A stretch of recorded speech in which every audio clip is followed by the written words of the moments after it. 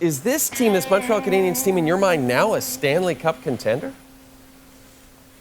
Yes, and I don't think you can look at it any other way. Playing in that arena really is unlike any other arena in the league. And I started thinking, like, Montreal, talk about a team set up for the future, dude. Rolling thunder. Goes after it now. He's in. He scores! Calling down. Davidoff. Over to Davidoff. Davidoff. Strikes it around wall. Great play. Why don't you hear me warn? Caulfield still with it. Through the lane. Shooting it. Score! Well, what's after 40? 50?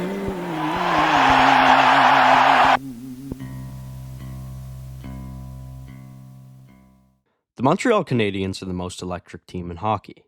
With an average age of just 25.8 years old, they're on pace to become the youngest team to ever make the playoffs, beating their record from last year. Montreal's age shows in how they play. Speed, skill, and deception are all key contributors to how this team dominates games. But let's look even closer to see what makes them so elite. This year, the Montreal Canadiens are competing for a top 3 spot in the Atlantic, and they've basically already guaranteed themselves a playoff spot. Guys like Cole Caulfield, Juraj Slafkovsky, and Nick Suzuki have been huge parts to their success.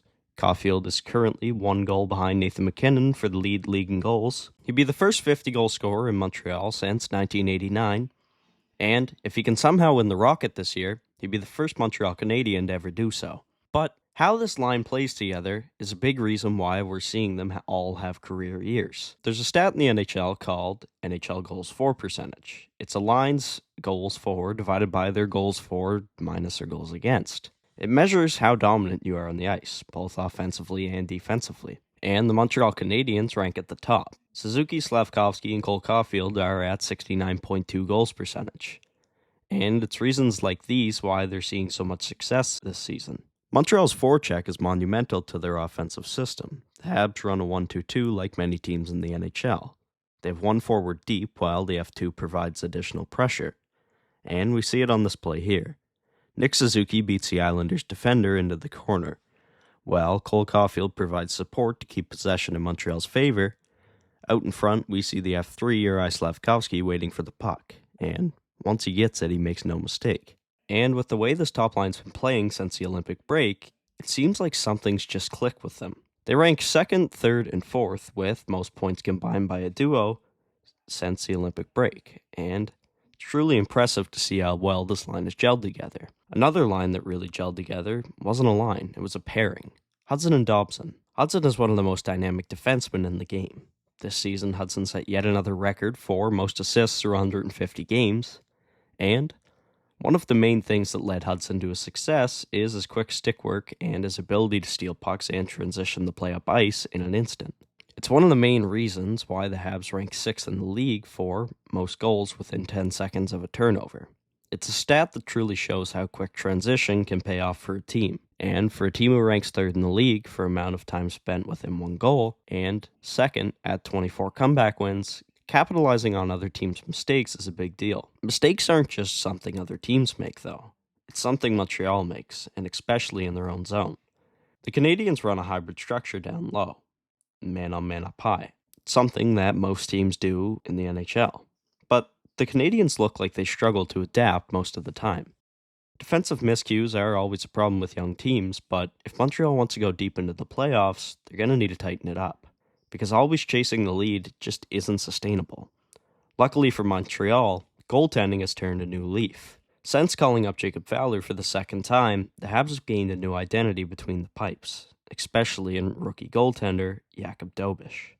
Dobeš could arguably be a top 10 goalie in the league this year, ranking among the top in goals saved above expected, with some of the biggest names in hockey, and his last 5 starts have been incredible, boasting a 973, 971, 962, 953, and a 926. And passing Carey Price and Patrick Waugh for all-time rookie wins as a goaltender with the Habs. Dobeš has been great for the Habs, and he's one of the reasons that they're currently on a 7-game winning streak.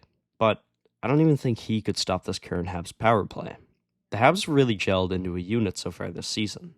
They have guys like Caulfield scoring at an insane clip, Dimidev, who takes defenders out of their skates with deception and elite passing.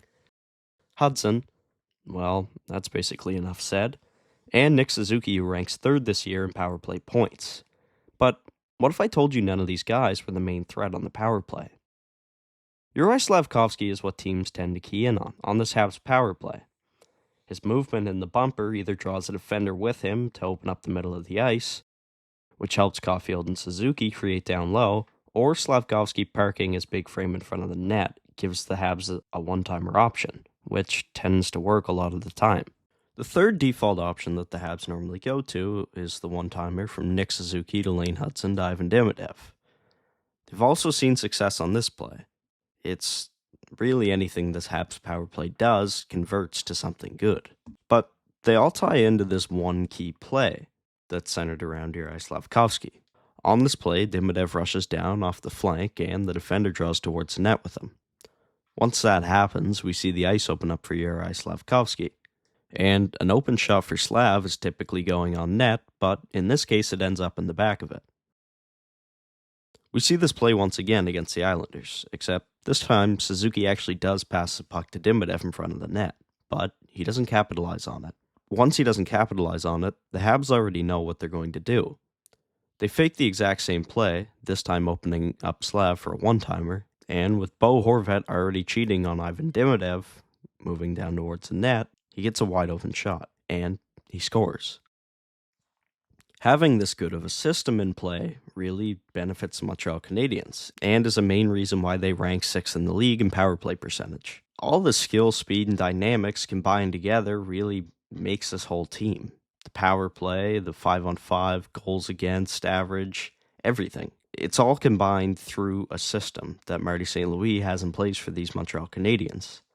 And it's whether or not they can stick to it that's going to determine where they go in the playoffs. I can see them being a first-round exit, or I can see them going to the finals, depending who they draw. But it's all a part of what makes this team the most electric team in hockey. I recently got merchandise made and was wondering what you guys think about it. I'm currently just selling local, but figured if a big enough percentage of you guys wanted them, I could put them online.